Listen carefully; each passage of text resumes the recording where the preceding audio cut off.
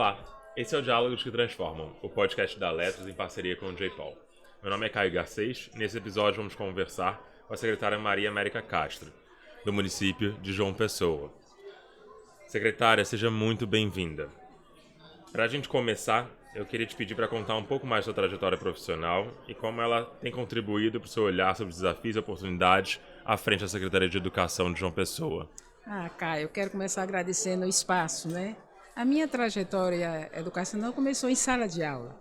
Eu sou professora de rede pública e lá na escola, lá no chão da escola, é onde a gente aprendeu, né, e começou a verificar os desafios da educação pública, onde a gente tem o cuidado e o trato para que o aluno seja o sujeito, né, das ações direcionadas para que ele possa de fato aprender.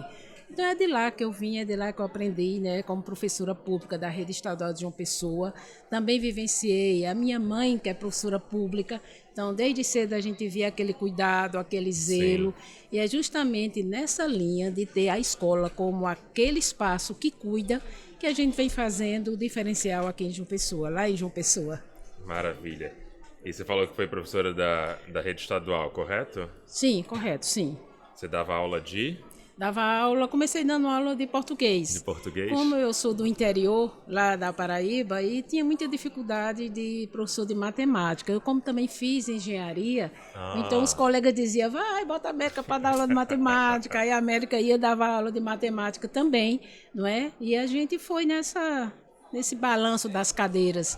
Uma hora eu dava professora de português, doutora de matemática, mas o importante era que o menino pudesse ter um professor, né? Geralmente na rede pública a gente ainda hoje tem lá na Paraíba essa dificuldade de professor de química, de física, de matemática, e a gente, enquanto professor, a gente está para contribuir, né? E é nessa linha que a gente tem caminhado, e enquanto eu estava lá no chão da escola, em sala de aula, também ministrei aulas de matemática junto lá com os meus pares. Maravilha. E tendo toda essa trajetória, né, tanto do interior, tanto de professora, de gestora, o que você diria para quem está ouvindo a gente que você considera que é indispensável para uma educação de qualidade, uma educação pública de qualidade? Para quem está nos escutando, eu digo o seguinte, que muitas das ações que eu fiz como gestora hoje foi através da escuta. Né? Escutar a comunidade, escutar aquelas pessoas que a gente vem trabalhando para melhorar o dia a dia, que são as famílias dos nossos alunos, é muito importante. Para você ter uma ideia, Caio, os maiores programas que hoje é implantado na rede municipal de João Pessoa foi através da escuta, né? A gente vê, por exemplo, o cuidado com as pessoas com deficiência. No período depois da pandemia, as mães muito agoniadas, porque as crianças não eram colocadas nas suas cadeirinhas em sala de aula. A gente, nessa escuta, a gente conseguiu criar um programa lá, que é o Educador Social Voluntariado, onde a gente hoje tem um atendimento imenso de mais de 6 mil crianças, onde no início era 680 crianças que eram só atendidas. Esses educadores sociais hoje totalizam cerca de 2.500 pessoas que cuidam dessas pessoas com deficiência. Então, a escuta é primordial, né? E quem sabe o que deve ser feito ou melhorado é justamente aquele público que a gente está atendendo, que a gente está prestando o serviço. Maravilha, maravilha. Que bom que a gente traz eles para a mesa, né? Sim. Você falou rapidamente da pandemia, isso me puxa a próxima pergunta. A gente sabe que um dos temas centrais de sua gestão tem sido a evasão escolar. E a gente sabe que isso se intensificou, obviamente, durante a pandemia, após a pandemia. E falando de permanência, falando de combate à evasão, queria que a senhora trouxesse, dividisse com a gente quais estratégias têm sido implementadas pela sua gestão para recuperar os estudantes que abandonaram a escola, para garantir essa permanência dentro de sala de aula. A gente tem feito um monitoramento, né? Lá nas nossas escolas, né, a gente tem também os especialistas. Na própria unidade, a gente tem um assistente social, a gente tem um psicólogo, a gente tem um supervisor. E esse trio, esse tripé lá, faz um trabalho justamente da busca dos meninos que estão ausentes, em parceria com o Conselho Tutelar, que tem nos ajudado muito na busca dos meninos quando deixam de ir à escola, não é? Claro que na pandemia foi uma coisa absurda que aconteceu. Inclusive, sim, lá muitos dos nossos alunos se mudaram para o interior, já que a gente fica na capital. As pessoas perderam o emprego e foram embora. Alguns a gente até então não conseguiu recuperar, mas a gente foi buscar, né, e trouxe muitos deles. Aí a gente tem que pensar também, sabe o que, Caio? A gente vai buscar os meninos, mas a gente tem que trazer uma escola que seja legal, uma Sim. escola que seja bacana para que ele queira ficar na escola depois.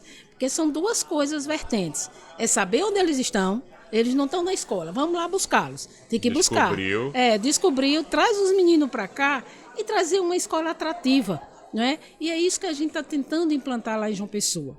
Tem dificuldade, a gente tem dificuldade por causa da cultura, de tudo que a gente tem lá em João Pessoa, mas a gente tem trabalhado nessa vertente. Maravilha. E, pelo que eu entendi, essa Janus também tem trabalhado de uma forma intersetorial, né? Então tem articulação com o Ministério Público, tem Defensoria Pública, e no final das contas é um fenômeno bem complexo.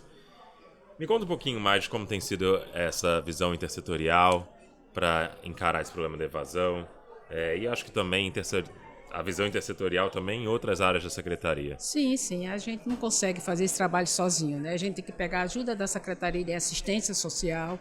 O Ministério Público é um parceiro grandioso lá com a gente, através da busca, da ajuda com o pessoal do Conselho Tutelar, facilitando, é um facilitador onde a gente possa ter acesso, né, às casas das pessoas. Como eu disse aqui anteriormente, a gente tem um assistente social que faz essas visitas também nas unidades para saber por que as crianças evadiram, por que as crianças não estão indo no outro dia para a escola, né? Então, toda essa mão de obra que é realizada, né, com esses parceiros, que eu chamo assim, a gente tem sim avançado e a gente tem diminuído justamente esse número de crianças que não estão participando da escola, né? Aí eu sempre digo, é bom lembrar que a escola tem que ser atrativa. Sim. Não é? Porque senão eles também deixam de vir de novo, né? Então tem que ter todo esse mesmo trabalho. Então a gente tem feito, juntamente com o Conselho Tutelar, na visitação nas escolas, na busca e visita também com o Ministério Público, para que a gente possa, com que ele permaneça na escola. Não é? A gente busca para que ele venha, mas que ele permaneça, para que de fato aprenda. Eu gosto muito de dizer, Caio, o seguinte, que quando a criança vai para a escola, o tempo pedagógico dela vai ser completo, ou então ele vai aprender, sem dúvida nenhuma. Agora, quando ele não vem, aí não tem possibilidade de que ele aprenda, né? Então, é justamente isso que a gente fica conversando com os nossos pares, com os professores, para que a gente tenha esse foco, né? Educação é também ter foco, ter objetivo. E quem está lá no centro tem que ser o aluno, tem que ser o aluno, né? Eu acho que eu queria pegar essa deixa, né, do aluno no centro e perguntar como que a gente torna a escola atrativa, como é que a gente trabalha a outra ponta, né? Você falou, não basta a gente achar, ele precisa permanecer. Como é que a senhora faz isso? Bom, a gente faz isso através da escuta. Lá a gente tem a escola de tempo integral, onde a gente tem uma roda de conversa com os nossos alunos. Ou então o aluno, ele tem a oportunidade de dizer que escola ele quer. Às vezes os municípios não têm condições de implantar tudo. Sim. Mas uma das reivindicações que é comum, por exemplo, lá a gente não existia, a gente tem muito analfabetismo digital. E os meninos se interessam muito por essa parte prática do dia a dia, de tecnologia, da invenção, da criação. Aí a gente está trazendo sala Google, sala Make, né, para que os meninos possam se movimentar. O esporte também, o futebol. Então é uma coisa que é bacana. Agora, isso tudo associado à aprendizagem, né? Então, o nosso professor de educação física, ele tem a intenção e tem que saber que o foco é aprender. Então, ele vai ter que trazer também algumas letrinhas na zoada lá do esforço físico, para que o menino também possa se interessar. Então, eu acho que primeiro, é a escuta. Sim. É a escuta da meninada lá para saber o que é uma escola boa para você, o que é uma escola bacana, que você queira ir no outro dia para a escola. Essa escuta, e através dessa escuta, a gente tentar ver junto com quem está lá na escola, fazendo a escola, tentar melhorar o dia a dia dessa meninada. E tudo com intenção, né? Intenção por trás da ação pedagógica. Muito bacana te ouvir, secretária. Uma outra coisa que eu imagino que seja um grande desafio é ampliação de acesso, né? A gente tem visto que é uma das suas frentes de gestão, principalmente na educação infantil, ofertar mais acesso. Então, queria te perguntar como que a rede de João Pessoa tem trabalhado para garantir vagas em creches, escolas próximas às residências dos alunos, o que a senhora tem feito nessa seara? Caio, isso é uma coisa que não é fácil para ninguém, né? Porque, assim, lá a procura está muito grande, a gente sabe que economicamente, né, a cidade em si tem buscado a rede pública, né, por ser um facilitador, e a gente tem buscado construções, né, que é um viés que a gente tem como aumentar. Em primeiro lugar, a gente tem construções de unidades, a gente está construindo 20 unidades novas, dessas 20, 17 são para atendimento de educação infantil, que é para creche, né? De 6 meses até 5 anos de idade. A gente tem também buscado espaços que hoje, depois da pandemia, a gente sabe que algumas escolas privadas fecharam. A gente foi buscar esses espaços e fez locação desses espaços e abriu unidades. São 18 unidades que já estão funcionando de atendimento, mas ainda a gente tem um número que tem que ser atendido, né? Que é justamente essas unidades estão sendo construídas para a gente poder ver essa demanda. Conversando, o Ministério Público tem também nos ajudado nesse ponto, né? Lá na Paraíba, o universo de atendimento de educação infantil ainda é pequeno, 30%, né, da meninada é atendida, mas também a gente tem uma cultura que as mães dizem assim, não, deixa o bichinho ficar maiorzinho, né, para poder ir para a escola, porque às vezes a pessoa tem quem cuide, tem uma tia, tem uma avó, aí não bota na escola, mas a gente tem feito uma movimentação de incentivar para que a criança vá cedo para a escola. Porque na educação infantil a gente entende que é justamente o amadurecimento para a aprendizagem na idade certa. É por isso que tem todo esse processo e esse caminhar do governo federal na orientação de formação da educação infantil para profissionais da educação infantil, para que a gente faça esse amadurecimento da criançada para que quando chegue no fundamental ele consiga aprender na idade certa, que é justamente, eu gosto muito de dizer, que é uma frase que muita gente diz, né? Só se faz 7 anos uma vez na vida. E é nesses 7 anos que os meninos têm, sim, que aprender, que é no 2º ano, para que ele possa aprender a ler e a escrever e continuar seus estudos. É um facilitador quando se aprende na idade certa. É mais difícil a desistência quando ele chega no ensino médio, já que os nossos números são altos. Porque se ele é um facilitador na aprendizagem logo cedo, então ele não vai ter dificuldade e nem vai ter aquela história da turminha dele não se identificar com ele. Sim. Porque é ruim um adolescente estar numa turma onde não se identifica os temas, né? Sim. Os temas têm que coincidir para poder. Então é nessa linha que a gente tem trabalhado lá para poder ofertar, né, o maior número, né, de atendimento à demanda existencial nos bairros e na cidade como um todo. Bacana que você trouxe. Me lembrou justamente como a primeira infância a gente sabe do potencial dela e como ela se correlaciona com tudo. A gente acabou de falar de evasão e a gente sabe que você tem correlação entre essas duas coisas também, muito lá na frente, mas quando a gente não tem a aprendizagem adequada, tudo se conversa, né? Eu queria te perguntar, secretária, também sobre alguns programas que a senhora tem na secretaria em relação à qualidade de alfabetização, né? A gente tem visto, né, que tem recebido uma atenção especial, tem iniciativas como o Letrar, não sei se você fala Letrar Mais JP ou se fala João Pessoa? JP. JP, né? Letrar Mais JP, o Educar para Valer.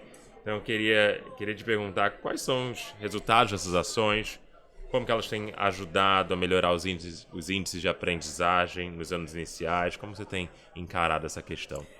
Positivamente, viu? Esses programas positivamente. A gente tem uma parceria com as fundações, Fundação Lema, Bem Comum, Educar para Valer, e faz 4 anos que a gente é acompanhado através de diagnósticos iniciais, né, formativa e de saída, e graças a Deus, os resultados que saíram aí do MEC, né, ao mês passado, João Pessoa avançou bastante.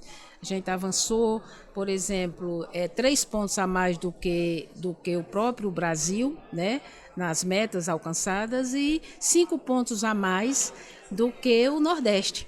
Então, graças a Deus, a gente tem cumprido o dever de casa, né? Ainda não é a nota que a gente almeja, porque a nossa nota era muito baixa em relação às avaliações nacionais, mas João Pessoa tem sim avançado de um número, por exemplo, de 32% em 2021, teve o período da pandemia, a gente sabe disso, para 67% dos meninos estarem lendo no 2º ano. E isso na avaliação do ano passado. Esse ano, sem dúvida nenhuma, pela dedicação dos profissionais, pela dedicação de pessoal que está na Secretaria de Educação como um todo, esses números vão melhorar ainda mais. Então, assim, é a gente trazendo justamente, né, o foco. o foco para a aprendizagem, para que os nossos meninos possam sair lendo na idade certa, que é com 7 anos de idade. Maravilha. E eu queria explorar um pouquinho, né? Tem um elemento do programa, do Educar para Valer, que se fala muito de avaliação diagnóstica, a gente fala um pouquinho das formações continuadas. Então, queria te perguntar como você enxerga, justamente formações continuadas, né? Como esses elementos apoiam as escolas, os professores na prática pedagógica? Como é que você tem? Bom, a gente tem um acompanhamento de uma formação continuada, a gente tem direcionado dos anos iniciais com essas fundações que eu citei aqui, né, na parceria com o Educar para Valer. A gente tem também formações com o governo federal, no LEEI, na educação infantil. A gente tem formações com a Universidade Federal também, onde a gente tem uma continuidade mensalmente de acompanhamento, de formação, academia dentro das nossas escolas. Isso é muito bacana. A gente tem profissionais que, por exemplo, não participaram da Universidade Federal e hoje participam da Universidade Federal através de formações, não é, para que a gente tenha alcançado esses resultados. A formação, ela faz o diferencial, né? A gente tem também um incentivo, né, para os nossos profissionais, para as metas alcançadas, trazendo uma bonificação no final do ano. Aqueles professores que melhor se destacaram recebem uma bonificação, se premia a escola como um todo. Sim. Porque a aprendizagem ela não é individualizada, a aprendizagem é um trabalho coletivo. Tem que a secretaria, juntamente com o público que está na escola, desde o porteiro, no recebimento do aluno. Sim. Isso já faz o diferencial dentro da escola. Ou então é um trabalho de várias mãos, né, para que a gente possa ter esses resultados alcançados, para que a gente continue avançando, né, porque eu acho que essa nota a gente vai ter um resultado bacana também, como vem avançando e vem melhorando a cada ano. Com certeza. Queria puxar um assunto sobre uma iniciativa, né? A iniciativa das escolas municipais ativas integrais, que tem uma ampliação no tempo escolar, com uma pegada de inovação. E eu queria te pedir para você contar um pouquinho mais desse modelo, que diferencia, como ele tem impactado o engajamento. A gente falou muito do aluno no centro, como ele tem impactado o protagonismo dos estudantes da sua rede. Muito impactante. A gente foi buscar um modelo que é do Instituto ICE, instituto também que é conhecido, e a gente trouxe esse modelo para João Pessoa. A gente trouxe aquela história de um turno ser o currículo comum e outro turno ser as diversificadas. Então os pais às vezes não levavam nos 2 turnos, porque achavam que um turno era para brincar. Sim. E o outro é que o menino aprendia. Então a gente fez um mix, fez uma misturada da escuta, da escuta da meninada. A gente tem essa escuta, aí tem a aprendizagem, aumentou o tempo da carga horária, do tempo pedagógico, das disciplinas que a gente vê que são mais cobradas, que é o português, a matemática, né? Trouxe a arte, trouxe a tecnologia. A gente tem uns programas onde incentiva o menino também, né, através das tecnologias, avançar na aprendizagem, o acompanhamento individualizado de cada criança. Hoje a gente sabe se Maria já está lendo fluentemente, se Maria ainda precisa de uma ajuda no contraturno para poder avançar igual a José. Uhum. Então a gente tem feito esse acompanhamento através de aplicativos de gestão, não é? E esse modelo de escola ativa lá, o diferencial é justamente esse, que o aluno ele participa. Ele é o sujeito, de fato, do dia a dia da escola. A escola caminha no foco daquilo que agrada o aluno, sem esquecer a aprendizagem, é claro. A aprendizagem é o centro e a gente vai vendo como esse menino pode aprender melhor através dessa escuta, através de rodas de conversa, através do lado lúdico que a escola tem que ofertar, com tecnologia, com criatividade, através de salas temáticas, para que a gente possa avançar cada vez mais.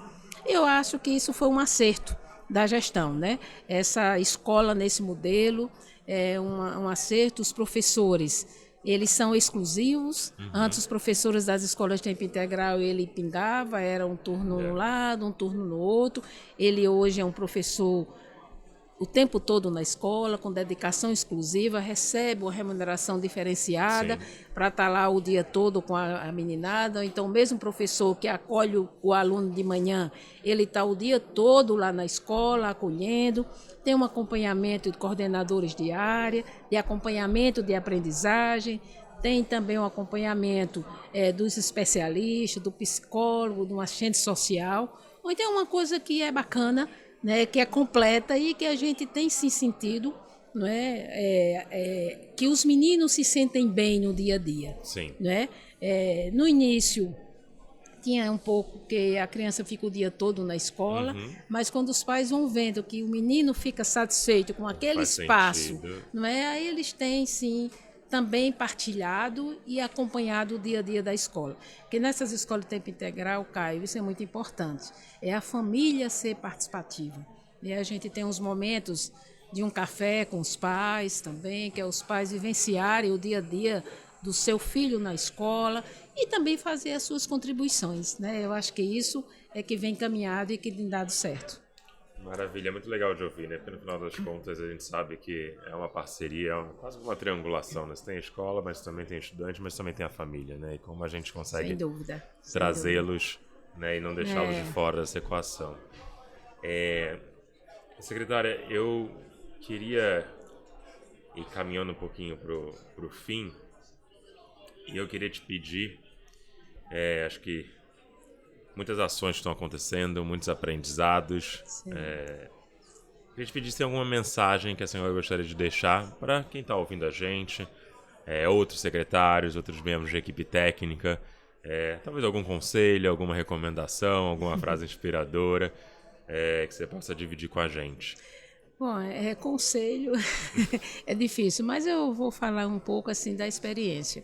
Né? Eu quando comecei a dar aula, a gente, em sala de aula, a gente tem muita dificuldade, tem muitos desafios, né? Principalmente quem ingressa em escola pública e que já era professora de escola privada. Não é? Como eu vinha de escola de freiras, não é? E era uma escola muito organizada e muito estruturada, não faltava nada. Aí me vi numa sala de aula de escola pública. Então, os desafios são enormes, né?